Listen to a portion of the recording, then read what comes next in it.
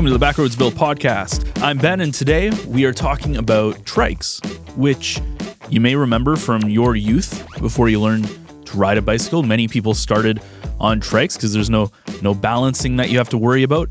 But today we actually brought on Chris Miller, who was an avid mountain biker in BC, and then he suffered a stroke about 10 years ago, and he was no longer able to ride a bike. So what did he do? Well, he turned to trikes. And there is a huge community, and it's something that's starting to get more and more popular as people age, is using trikes. I know Bill uses one when he had his leg injury, and he swears by it. In fact, he doesn't even, he's told me he doesn't even own a bicycle anymore. So trikes are kind of becoming, especially for people as they get older, and you start to, whether you as you get older, whether it's because you get some sort of injury in your youth, or just as your body starts to break down a little bit, it can be harder to enjoy the things you like to do, and trikes allow you to continue enjoying that. And some of them are very, very hardcore. So Chris, who's somebody who's a big advocate for the community, he's out there in BC. He joins us over the phone today, and I have to say, again, these are very high-powered machines, and Chris is proof that no matter what happens to you, you can always find a way to enjoy the passions you have in life.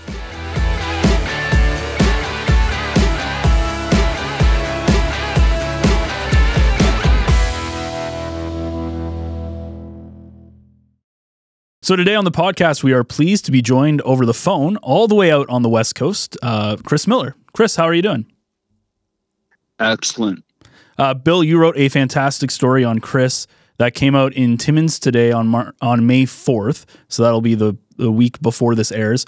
So why don't you introduce Chris to our audience? Yeah, I'd be pleased to, for sure. Chris is a real inspiration, not only for me, but many people. I discovered Chris because... and many listeners know about my plight and my accessibility challenges. Chris well knows about this, and so I ended up securing a trike. And I should explain about trikes a little bit. So trikes are three-wheel bikes. So we start on tricycles, and we go to bicycles, and then sometimes in life we go back to tricycles and trikes. Well, senior trikes have the front wheel and then two wheels behind, like the tricycles we started out on. But the new generation of trikes have two wheels in front, one in the back, so it creates that triangle of stability. And they come in all shapes, forms, and sizes. They're recumbent, so you're sitting there, and I'll use right off the bat one of Chris's analogies. It's like sitting in your favorite lawn chair and riding along. So that's what tricycles are, known as trikes, and there have been people that have gone to the South Pole, and I think we're going to have that person on a future podcast, Maria. And then, of course, I found Chris on the ICE website. ICE is probably the foremost manufacturer of trikes in the world, out of the United Kingdom. And so I found them there, and I thought, I've got to talk to him. And then it took me a while actually to find him because, sometimes you go looking for something that might be obvious. Contact information is not. But I finally, actually, I don't think you even know this, Chris. I found you through your cousin. I've forgotten her name. And anyway... Hi. And then I finally got to you. So, welcome. Thank you very much. Like, I don't know, like you said about the trikes and accessibility issues, like, I can't walk, so I roll. And I grew up on a mountain bike or on a bike. And through my years of mountain biking, I had a bad stroke 10 years ago, and it took away my balance, but not my ability to pedal. And so, as long as I can get on my trike, which I do every day, it gives me immense freedom. Like, I don't know, I have a hard time believing there's many more people in the Columbia Valley where I live that have seen as much ground as I've seen. Like, I don't know, I pedal every day. Like, I can't walk, and I know, like, for health, for me and for everybody, we have to move. And like my trike was me to move in that direction. Like I depend on it to get to the place. Some of the places have been like mind blowing, and yeah, I mean, having the ability the two different trikes made by ice. I think, Bill, you might have both of them, but one is called a full fat. And originally, when I got that trike, like, I mean, none of us had ever seen anything before. And as you mentioned earlier, riding a similar bike to it, to the South Pole, like, they had pictures of this trike on the internet, and it was the one that I ended up ordering, and I had to wait for it because it was only a prototype. It was what I sort of envisioned they were going to make, and I may have got the first one in Canada, I think. I'm not positive on that, but I rode it like for 8 years, and I do my like I maintain it, but I mean the way that it's built, and I can't say enough good things about them. The one thing I've definitely learned about a trike configuration, if you think about like on a bicycle, you always have that front tire like spitting up the wet grit and sandblasting the whole drivetrain. Whereas on a trike, like a recumbent style like that, you have no two wheels line up with each other, and your drivetrain always pretty much stays clean. Like I'm honestly on the first bottom bracket main like bearing cartridge in my pedals since for 8 years of riding, like, and that's pretty unreal. Like I know I would change those all the time on my mountain bike. Like every year I'd pretty much get a new one. And yeah, like overall the trikes, they're built amazingly well, and I depend on it. Like I've been so many places where I'm like, man, if my trike doesn't take me back or breaks, I'm always within cell phone, or I'm always within reach. But I'm definitely in places where people are like, how'd you even get here? You can't walk.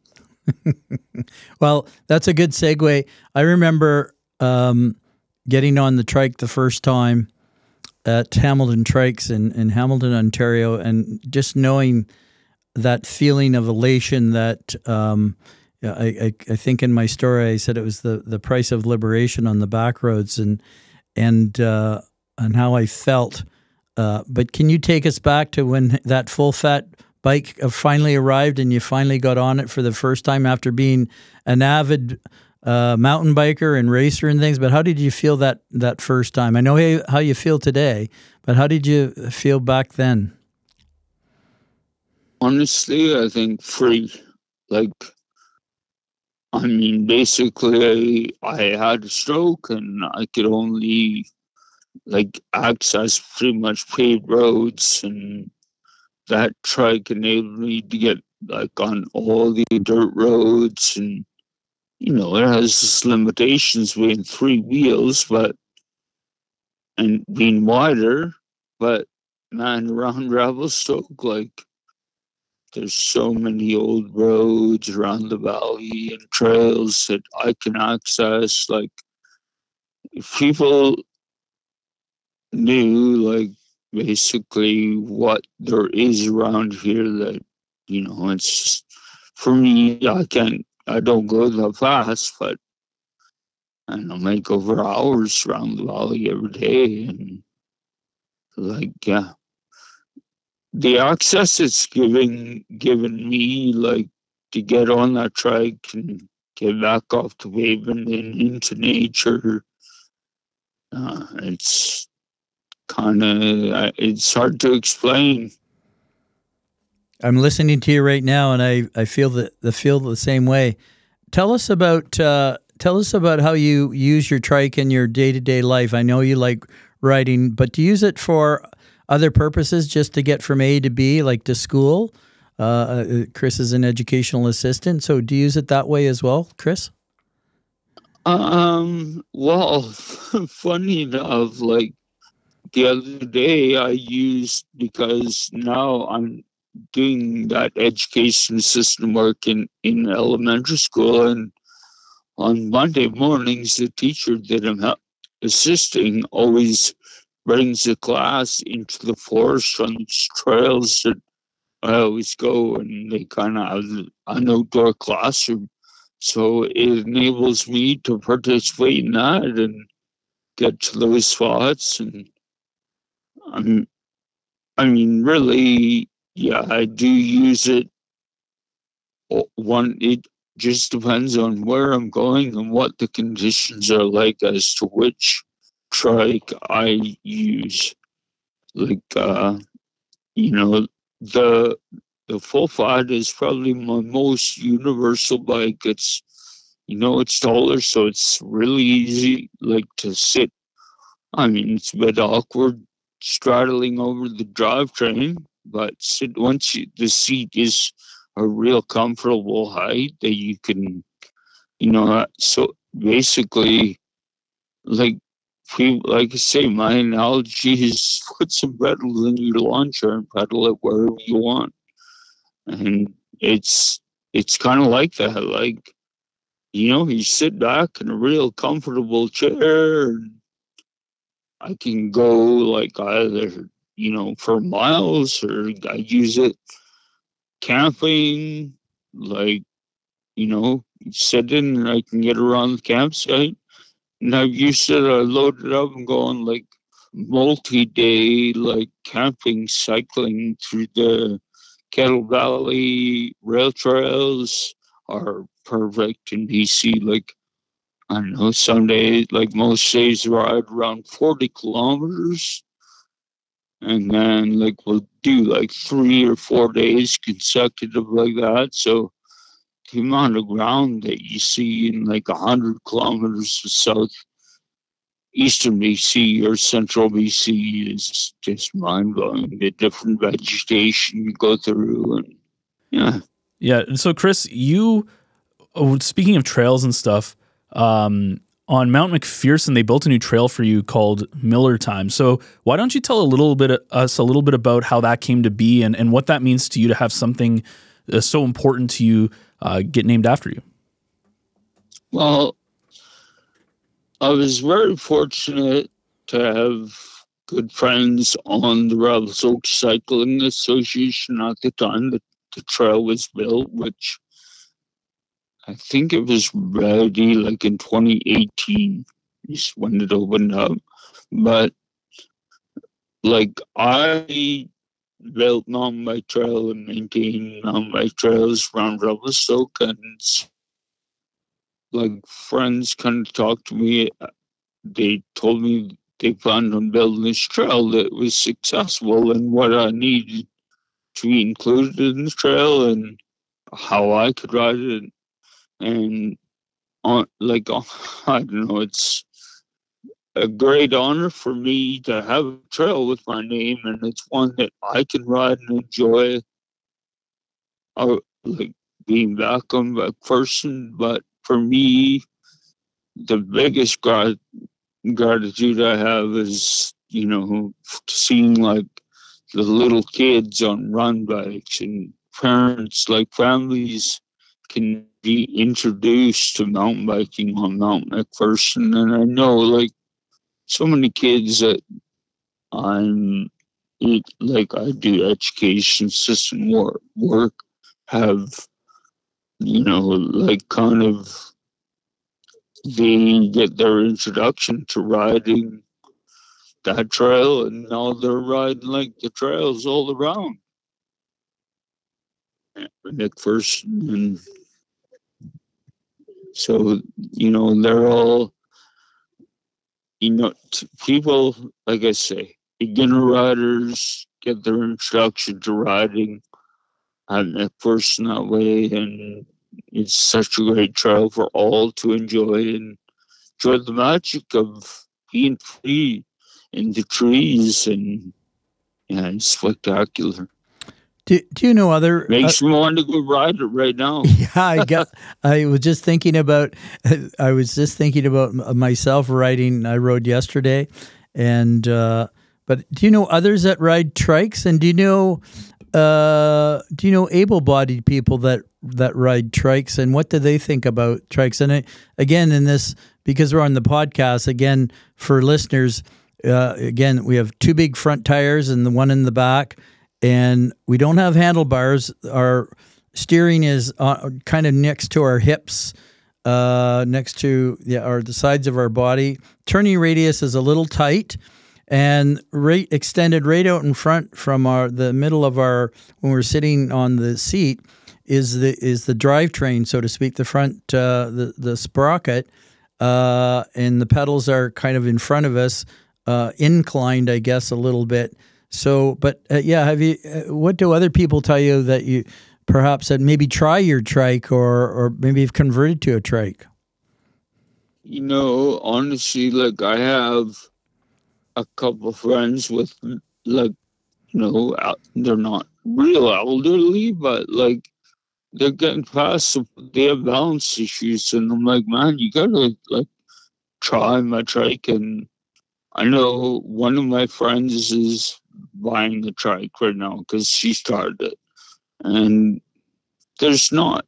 I mean, quite honestly, around Revelstoke, I think I'm the only one that rides a trike, or like that, anyways. That configuration, but I have had friends try it, and you know, once they get on it, they're like, oh, because I don't know, anyone who's ever tried them, like on a regular bike, you're kind of looking at the pavement in front of your front tire. But on these recumbent trikes, you're like, sit back and you're like looking around at like everything like straight out in front of you. And it gives a real different perspective. And so when people do try it, like, I mean, that's the thing with the recumbent bike, I guess, is that obviously, you know, your view is completely different as to what you're riding on a regular bike. The downfall is, like you say, like the turning radius is, you know, you have two front tires. So my full flat, like I can turn around in a full width road, but, you know, it takes like, I don't know exactly what the diameter is, but if we do 180, it's almost like two lanes. And, you know, I've been in many places on trails where you have to back up and do like you know, sometimes as long as the trail is wide enough where you can turn around in the length of the bike, which is like around 6 feet, you can get turned around. And sometimes I do like go to the end of the trail and I go, I better turn around here, and turn around and head back the other way, and it could be like an 18-point turn. Yeah. Well, and Ben, I'm going to tell you and the listeners, so we call that the Fred Flintstone technique, because you have to put your feet down and do this, whether it's 18 points or 12, and go shuffle back and forth as you turn the front end, so to speak, and then you do make your turn, and then and off you go. So yeah, there's all these nuances, I guess I'm going to call them.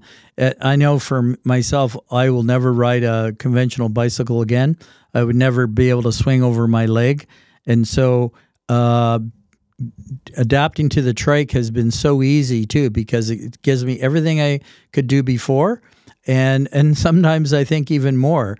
Certainly the bikes. I did have a fat tire bike, winter fat tire bike, but certainly every day out I experimented and pushed myself a little further of what I can or cannot do with that trike, and so It is it is a tool of necessity in my life, as anyone that's an avid bike rider such as yourself. So it's all that elation that you get from riding, whether it's whatever the means of transportation might be. We're also seeing, Chris, a rise in e-trikes and e-bikes in general, and maybe you want to comment on that as well. Well, I think so both of my trikes are electric assist. My full fat I actually built. My smaller adventure has a rear hub motor, and so I with the conventionally the way that these assist trikes and a lot of electric assist is actually a motor that's in your bottom bracket where you pedal. But if you think about it, all that power goes through your whole drivetrain. Where if you have a rear hub motor, it only turns the rear wheel. And with the trike, with my full fat, I wanted to build it so that I had a rear hub motor and I put the whole battery pack, I got it kind of built, kind of right behind my butt, so I have a low center of gravity where the battery is. And I mean, basically all my weight is centralized with the rear hub motor. Because the downfall about that full fat trike in the wintertime or in the summertime is you don't really have any weight over the back tire. You can't shift your weight back and get more traction. So to have more weight out front and even take more weight out of the back tire is not what I wanted. So I built it to have that weight back. And honestly, in the winter when Stoke is famous for its snowfall, and a lot of times it gets around freezing, so it gets quite heavy, and obviously a lot of resistance to pedaling.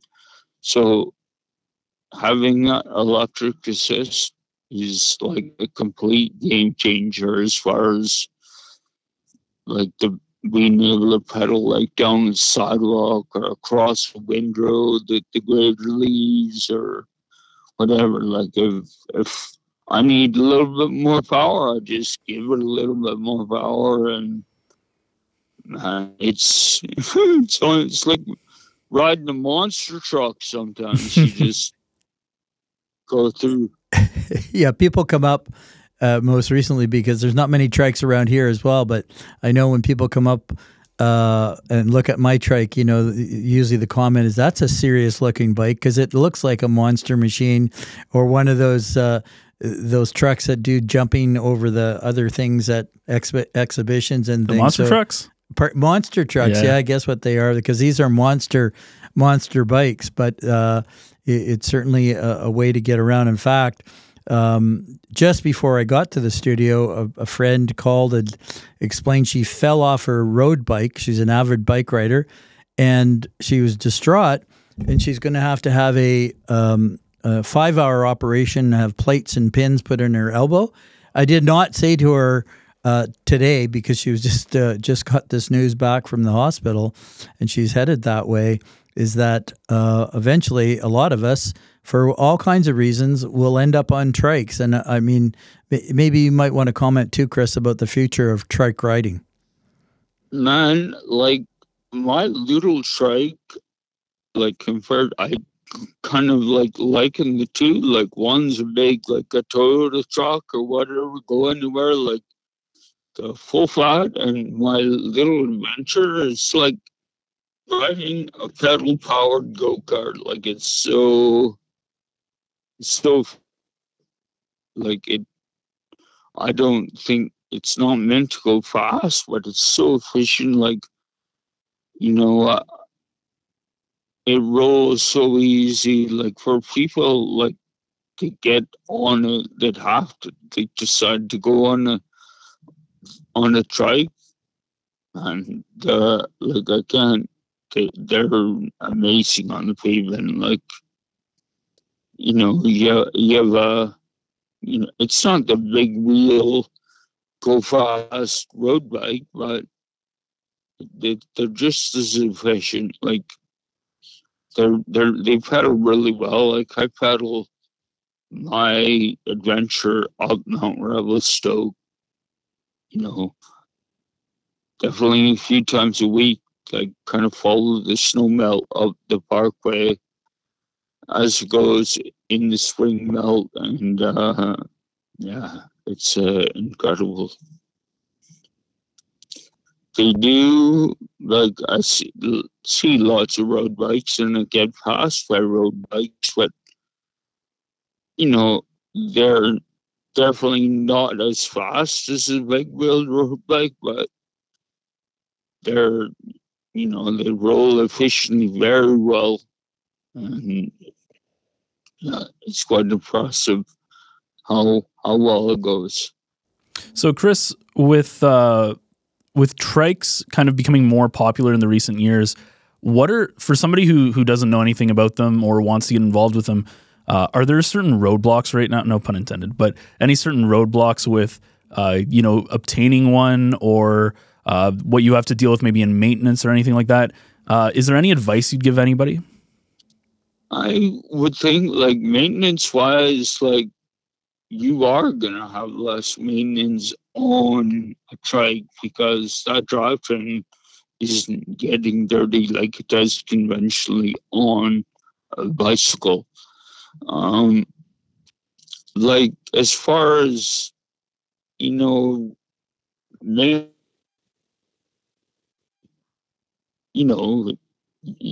any bike shop's going to be able to do the things you can do. Like, all the drivetrain is conventional, just like a regular bike. So the only real awkward thing is unless you're a trike shop, you have a stand that you can test all that, whereas bike shops are set up for bicycles and you don't really have stands. So it's, they're, once you get used to being seated and working on it, then, that's what you have to do. They take up more room than a conventional bicycle. Like, they are bigger for. Yeah, no, that's. I was just listening to everything you were just saying, and it's again for listeners, you try a trike, but yeah, it's a whole different perspective when you're riding along, and I highly recommend that people do find. Again, you can't find them at at a popular chain store. It's going to be at a specialty shop and a specialty shop again. But once you find it, it's a wonderful thing to get on. Yeah, once you, like you say, they're not at regular bike shops. I know ICE is trying to get a dealer in this area, in Revelstoke dealership, so more people can try them. But it's like there's a in Alberta and there's one in British Columbia, but I think it's on the island. They're not, like, say, not in a lot of bike shops. So anyone who wants to try it, I always say, try my trike. Like, I'm always out to people trying them out, and really, like, once you get on it, you really, you haven't rode a bike for years because of limitations, and you get back on the strike, and you're like, oh, I can ride again. Yeah, ride again. And when I had my predicament, and throughout that, I immediately started thinking about a trike, and that's where my thinking went. In fact, I think I've divested myself of all my bicycles now, and fully on a trike, and learning different things about different panniers that I can use on the back rack. And like you say, Chris explained, he goes on camping trips with everything on board, and so there's no real limitations there. Chris, agreed? Yeah, no, I don't think so. Like, I like it when they go on the trips with my big trike. Like, I call it my horse. Like, load up the horse in the morning and get on and pedal it for the day, just like you'd go on a big horse trip and saddle it up, and you get it ready to go. You really, like, the back tire is no different than loading up a regular bike. So, like, they make all kinds of racks and panniers to fit that, and like the limitations, obviously it doesn't have a front tire that you can have a rack and panniers on, but you can put panniers on the seat, or you don't you're not really limited loading it up at all. Yeah, I hope bike riders that are listening on this will appreciate all what we're talking about. Yeah, and like Chris, your story, when you look at it as a whole, unfortunately, like it's a classic example of life's not fair, but you didn't let that stop you, and you found a way to kind of enjoy what you enjoy doing, and you didn't allow one terrible thing to kind of really derail your life, and good for you. So I have a lot of respect for you, and I hope that you continue enjoying your trike for many, many, many years to come. Well, honestly, like, my, like, sort of what I go by is to enjoy all the things that I still can enjoy, not dwell on the things that I don't get to do anymore. Like, there's so many things I can do and I have that, you don't want to, you focus on them. Like, I think, like, being out right now, like, I have more time to appreciate we have around us and not what we're missing. Well, just like, from when I had my stroke, like, I was very active, and I turned 40 on the date of my discharge from rehab. And, I wouldn't say I was in tremendously great shape, but pretty good shape. And I've used my youthfulness to continue what I can enjoy. And yeah, for me, like, obviously the limitation not being able to walk, I depend on getting places if I can roll to them. And Revelstoke's been great for me. The city and everyone around has kind of learned that, like, you cannot take a different view. If you can't roll there, I can't get there. Like, and so, like, little things making it possible to ride my trike, like, or, I have mobility scooters. Sometimes I use it the mail, and there's limitations to get in certain stores, and they made provisions so that I can get in these stores.